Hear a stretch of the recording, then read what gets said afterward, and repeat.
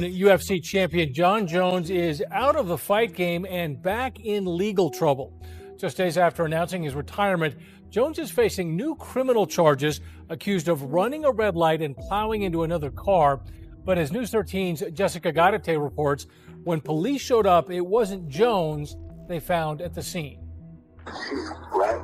That's understanding that the subject, his name is Jon Jones, the fighter, and he was under the influence, bro. The driver of the vehicle that fled is Jon Jones, the fighter. Jon Jones called us last night and retired. Jon Jones is officially retired. Tom Aspinall is the heavyweight champion of the UFC. Once celebrated as the flawless warrior and unmatched mastermind of the UFC, Jon Jones didn't simply beat his opponents. He demolished them, crowned the youngest champion in the sport's history. His very name became a symbol of total dominance inside the octagon, capable of breaking rivals with just a stare. But then the cracks started to appear. Away from the spotlight, an avalanche of scandals began stacking up. Failed drug tests, a hit-and-run followed by fleeing the scene, repeated title forfeitures, verbal wars with Daniel Cormier, and more recently, an unsettling silence in response to Tom Aspinall's challenge. The sudden announcement of his retirement left fans stunned. Now, many have turned against him, labeling him the most destructive force in MMA history. Today, we'll dive deep into controversies that shaped Jon Jones' career and uncover the hidden flaws within the UFC system, where Jones was either a true champion or simply a pawn in the UFC's game, used and then cast aside. I had this crazy thing that I would do where I would party 1 week before every fight, and I did it throughout my whole career. And this was stupid, but it was this mental crutch that I had. I literally would, 1 week before every fight, I would go out and I would get blacked out wasted. And my logic was, if this guy were to beat me somehow, I can look myself in the mirror and say that, well, I lost because I got hammered the week before the fight. Jon Jones was born in Rochester, New York, into a deeply religious household where his father, a pastor, instilled faith and discipline before his children could even walk. The Jones home followed a strict moral code. Faith in God, no drugs, no alcohol, no violence. Yet from that holy foundation, a fierce competitor emerged, unleashed inside the UFC octagon. The Jones family became one of the rarest sporting dynasties in history, with all three brothers becoming professional athletes. A rarity so unique they were dubbed America's strangest sports family. While his brothers pursued glory on the football field, Jon carved his own route, stepping into MMA. With no deep martial arts background, it seemed as though fate had chosen him. After just 3 months of training, he entered the UFC, and at only 23, became the youngest light heavyweight champion ever. From there, his career soared, defending the belt a record 11 times. In 2023, after years at the top of the light heavyweight division, Jones moved up to heavyweight, defeating Cyril Gane in under 3 minutes. When that fight ended, it seemed Jones had secured immortality in the sport. But it was Jones himself who shattered that legacy with a chain of scandals.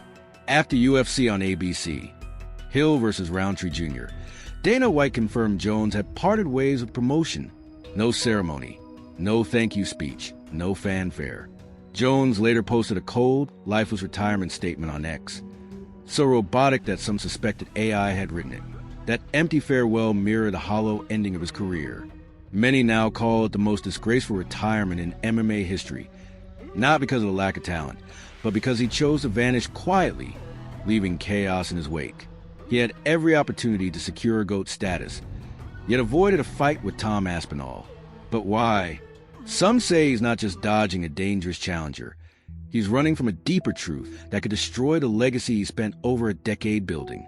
An anonymous source once claimed Jones might be caught up in an undisclosed scandal so explosive it could end his career and lead to legal trouble. And let's not forget, this was his first brush with controversy. Doping, violence, driving violations, and weapons charges have stalked him for years. Before we examine his puzzling UFC exit, there's a lingering shadow we need to address. The long, foul scent of performance-enhancing drugs.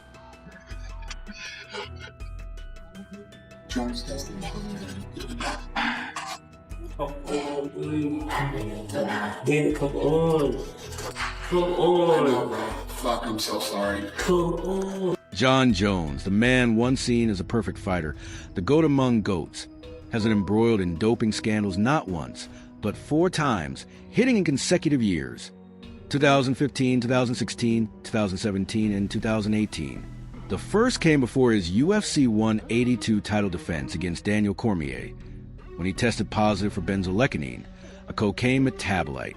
However, since cocaine wasn't banned for out-of-competition testing, Jones fought, beat Cormier by unanimous decision, and was fined just $25,000 for breaching the UFC's conduct code.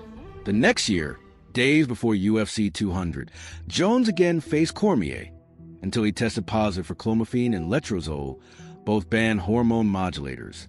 He was pulled from the card, stripped of his interim title, and suspended for a year.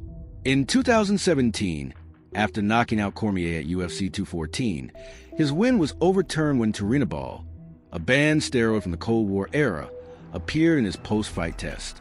Once more, he was stripped of his title and suspended for 15 months. By late 2018, he returned, but turinabol traces kept appearing, forcing UFC 232 to be moved to a different state to bypass testing rules. Jones claimed innocence. Fans rolled their eyes, GOAT now meaning greatest on all testosterone. His troubles didn't end with doping. In April 2015, Albuquerque police investigated a hit-and-run that injured a pregnant woman. At the scene, officers found a drug pipe, marijuana, and a wallet belonging to Jonathan Dwight Jones. He received 18 months probation, had to give 72 community speeches on reckless driving, and paid fines. But the real blow was to his reputation, his first title strip, the end of his reign at its peak. In March 2020, weeks after a controversial win over Dominic Reyes, Jones was found intoxicated in his car with an open liquor bottle, a firearm, and no insurance. He pled guilty for a lighter sentence, house arrest, an ankle monitor, and a safety course. But the scandals grew darker. One morning, his daughter called police, reporting her mother, Jones's fiancée, was injured with blood on her lip and shirt.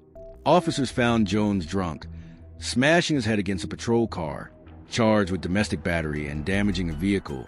The assault charge was dropped, but the damage was done, especially since the call came from his own child. Jessie Moses, the woman who stood by him from the start, faded quietly into the background. Jones went from untouchable genius to man in freefall. Many believe his downfall comes from never learning how to live an ordinary life. Raised on praise, told rules didn't apply to him, and surrounded by yes men. Some think he suffers from narcissistic personality disorder. Others say he's chasing love through self-destruction.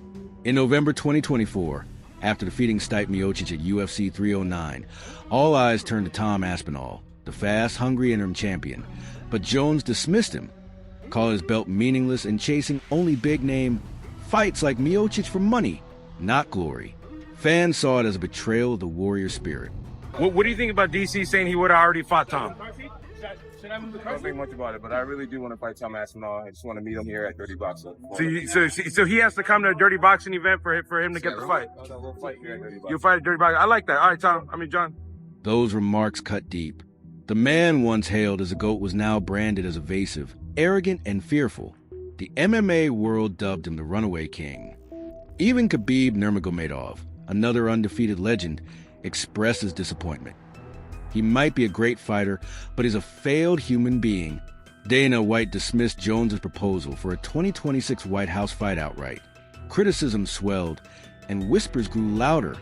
Was this really about fear? What would it take to fight Tom Aspinall from the UFC? Like, what does the UFC got to do? Said something real wild on off the cuff. I'll see you guys later. This was the first time Jones sidestepped a fight. His career is littered with such examples. In 2012, he refused to face Chael Sonnen after Dan Henderson withdrew, leading to UFC 151's cancellation. In 2013, after a brutal fight with Alexander Gustafsson at UFC 165, where Jones barely scraped by, fans expected a rematch. Jones refused. In 2020, after a controversial win over Dominic Reyes, instead of running it back, Jones vacated his belt and disappeared for 3 years, claiming he was bulking for heavyweight. During that time, Francis Ngannou reigned as champion. Yet Jones didn't return until Ngannou left the UFC.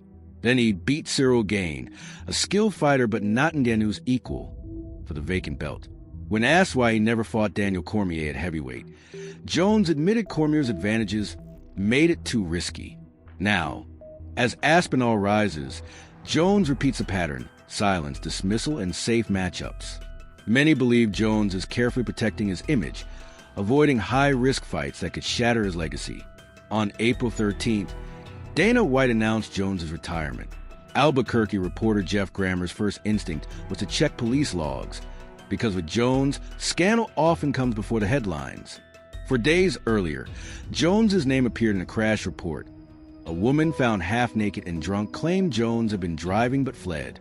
He denied it, saying she left his house drunk and crashed on her own. Yet phone records showed 13 calls between them in less than 24 hours. No serious charges have been filed, but for many, it's another stain, genius in the cage, disaster outside it. They don't waste their cases with petty crimes. But they definitely listen to conversations like this, and some of them are bored enough. Over 10 years have passed since Jones's first hit and run, and the cycle hasn't broken. Championships gained and lost, legal trouble, drugs, and violence. Looking back, the portrait is clear: a dangerously arrogant man battling addiction, hiding behind religion, and dodging accountability. Daniel Cormier predicted it years ago. Jones's history means it will happen again. Talent alone doesn't make a great man. What do you think? Can Jon Jones still redeem himself? Or is it the ultimate cautionary tale of a genius undone by his own self-destruction? Share your thoughts.